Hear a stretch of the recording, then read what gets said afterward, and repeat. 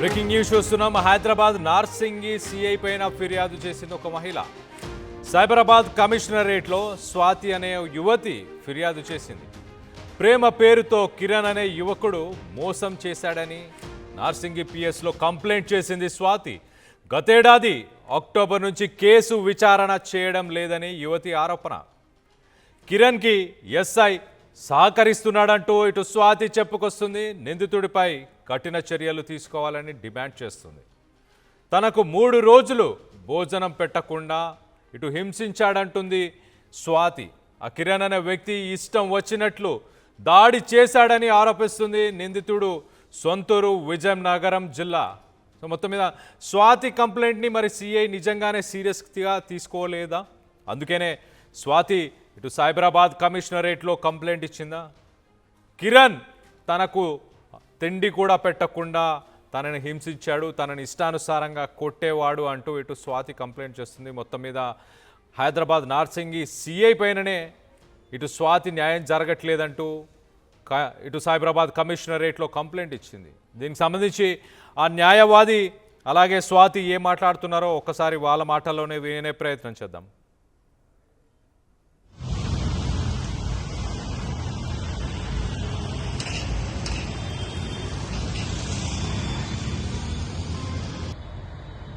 నమస్తే, నా పేరు స్వాతి.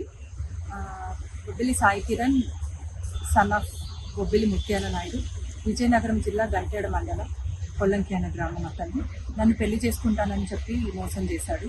సో చేసినప్పుడు ఇవేవి బయటకు రాకుండా ఉండడం కోసం నన్ను రోడ్డు మీద కొట్టేసి రోడ్డు మీదే సో ఇంత జరిగింది కదా అని చెప్పి నేను నార్సింగ్ పిఎస్ పరిధిలో కంప్లైంట్ ఇవ్వడానికి వెళ్ళాను.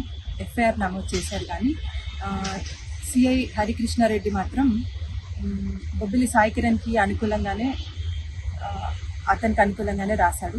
ఒక మహిళలకి ఎక్కడ వెళ్తే న్యాయం జరుగుతుందో కూడా నాకు తెలియట్లేదండి. ఒక న్యాయం చేయాల్సిన పోలీస్ ఆఫీసర్ సిఐ హరికృష్ణారెడ్డి ఎలా ఇలా చేస్తాడో నాకు తెలీదు. అదే కాకుండా రక్షణ కోసం ఎన్నో షీటింగ్లు ఉన్నాయి.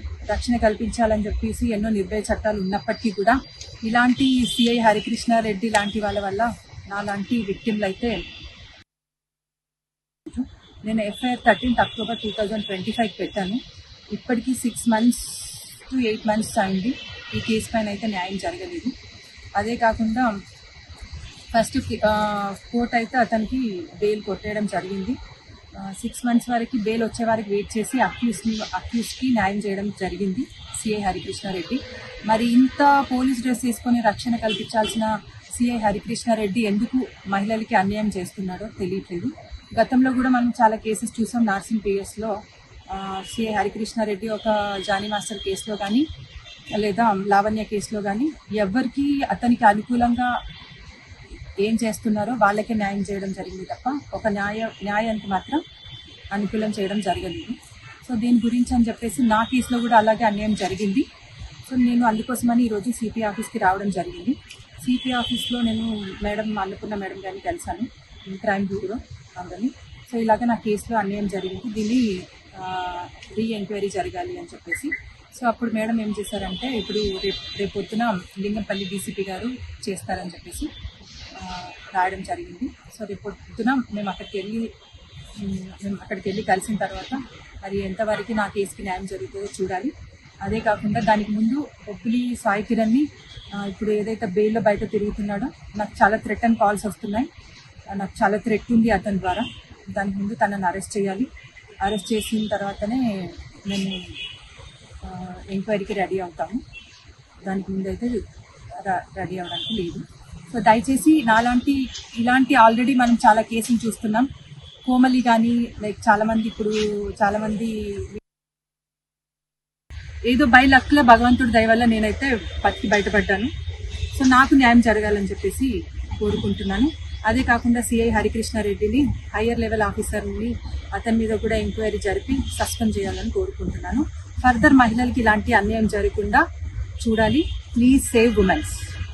13వ తారీఖు 10వ నెల 2025లో స్వాతి గారు బొబ్బిలి సాయి కిరణ్ మీద కంప్లైంట్ ఇవ్వడం జరిగింది నార్సింగ్ పోలీస్ స్టేషన్ పరిధిలో. ఈ నార్సింగ్ పోలీస్ స్టేషన్ పరిధిలో చెప్పినటువంటి సెక్షన్ 69, 115, క్లాస్ 2, అలాగే 351 క్లాస్ 2, 89 బిఎన్ఎస్ అండి.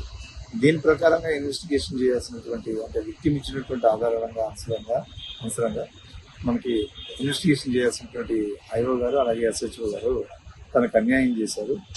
కేవలం తను విక్టిమ్కి అనుకూలంగా కాకుండా ఎవరైతే అక్యూజ్డ్కి అనుకూలంగానే ఈ ఛార్జ్ షీట్ ఎఫ్ఐఆర్ నమోదు చేశారని చెప్పి విక్టిమ్ చెప్పడం జరిగింది. సిపి గారి దగ్గరికి వచ్చినప్పుడు డీసీపీ గారు కలిసారు, క్రైమ్ డీసీపీ గారు కలిసారు. వీరికి మేము ఇచ్చినటువంటిది ఏంటంటే ఛార్జ్ షీట్లో మొత్తం మెనీ లూపోస్ ఇస్ దేర్. సో మళ్ళీ రీఎంక్వైరీ చేయాల్సినటువంటి అవసరం ఉంది. అతనికి ఇచ్చినటువంటి బెయిల్ కూడా రద్దు చేయాలని నార్సింగ్ ఎస్హెచ్ఓ గారు వ్యవహరించిన తీరు అప్పుడు రిజిస్టరింగ్ ఎఫ్ఐఆర్ 6 months వరకు కూడా అక్యూజ్డ్ కళ్ళ ముందు తిరుగుతుంటే కూడా అక్యూజ్డ్ అరెస్ట్ చేయలేదండి. ఈ అక్యూజ్డ్కి అనుకూలంగా ప్రవర్తించినట్టుగా ఎస్హెచ్ఓ గారి మీద ఐఓ మీద విక్టిమ్ తన ఫెయిత్ కోల్పోయింది వాటిని. ఆ విషయాన్ని కూడా తెలియజేసాం. అలాగే విక్టిమ్ చెప్పినట్లుగా మనకి కంప్లైంట్ కాపీలో ఉన్నటువంటి విట్నెస్లు ఎవరైతే ఉన్నారో విట్నెస్లు విక్టిమ్ని అని చెప్పి అలాగే కత్తి పట్టుకొని ప్రయత్నం చేసేదని 3 విట్నెస్లు ఉన్నటువంటి సెక్యూరిటీ గార్డు వేరు విట్నెస్లు చెప్పినప్పటికీ కూడా ఆ పూర్తి సమాచారాన్ని ఇందులో రాయకుండా కేవలం అతను అగ్రెసివ్గా ఉరికొచ్చాడు, ఈమె మాత్రం ఉరికింది అని చెప్పి మాత్రమే రాశాడు. అక్కడెక్కడ కూడా కొట్టారు అనేటటువంటి పదాలను మెన్షన్ చేయకపోవడం వల్ల ఛార్జ్షీట్ బలహీనంగా ఉందని చెప్పేసి ఈరోజు సిపి గారిని కలవడం జరిగింది. విక్టిమ్ వైపుగా ఫేవర్గా లేదు. ఇది కేవలం అక్యూజ్డ్ని ఎందులోంచి బయటికి తీసుకొచ్చే విధంగా ఉందని చెప్పి తెలియజేయడంతో డీసీపీ క్రైమ్ మేడం అంటే సిపి గారు లేకపోవడంలో డీసీపీ క్రైమ్ మేడం చేసాం. మేడం మనకి డీసీపీ అన్నపూర్ణ మేడం గారు ఎవరు చేస్తుంది, డీసీపీ లింగంపల్లి గారికి రాశారు. ఇటు కిరణ్ అనే వ్యక్తి తనని మోసం చేశాడు అని ఇటు నార్సింగి పిఎస్లో కంప్లైంట్ ఇచ్చిన సిఐ హరికృష్ణ మాత్రం అసలు పట్టించుకోలేదు. ఇటు కిరణ్కి సపోర్ట్ చేస్తున్నాడు, సహకరిస్తున్నాడు, కేసుని నాంచే పని చేస్తున్నాడు. గతంలో కూడా ఇలాంటి కొన్ని ఇన్సిడెంట్స్ జరిగాయి, నాలాంటి మహిళలకు ఎవరికి అన్యాయం జరగకూడదు అంటూ ఇటు స్వాతి చెప్పుకొచ్చింది. సో మొత్తం మీద అడ్వకేట్ని కలిసి ఇటు సైబరాబాద్ కమిషనరేట్లో స్వాతి కంప్లైంట్ ఇవ్వడం జరిగింది. దీనికి సంబంధించి మరింత డీటెయిల్గా అప్డేట్ తీసుకునే ప్రయత్నం చేద్దాం. ఇటు మా ప్రతినిధి నిర్మల అందుబాటులో ఉంది, నిర్మలతో మాట్లాడి తెలుసుకునే ప్రయత్నం చేద్దాం. నిర్మల, చెప్పండి, ప్రస్తుతానికి ఏం డిమాండ్ చేస్తుంది స్వాతి ప్రధానంగా? ఇటు సిఐ పైన యాక్షన్ తీసుకోమని, అలాగే కిరణ్ పైన కూడా యాక్షన్ తీసుకోమని కోరుతుందా?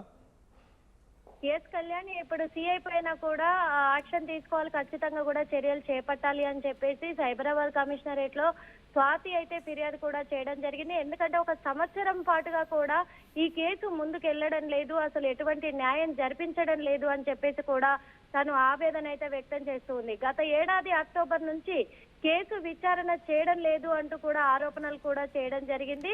కిరణ్ కే ఈ సిఐ సహకరిస్తున్నాడు, ఎందుకంటే తనను అరెస్ట్ చేసినప్పటికీ కూడా తను బెయిల్ మీద బయటకు వచ్చి బయటే తిరుగుతూ ఉన్నాడు.